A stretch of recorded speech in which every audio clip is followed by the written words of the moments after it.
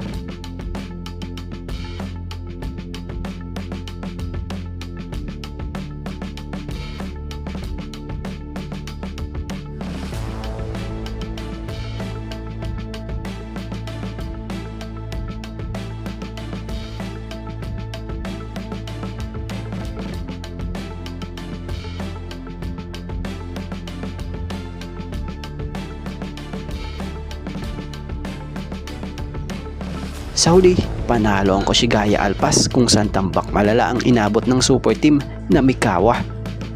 Sa laro ding ito kumana si Kai Sotto ng 18 points, 8 rebounds, 6 assists, 2 blocks, and 1 steal.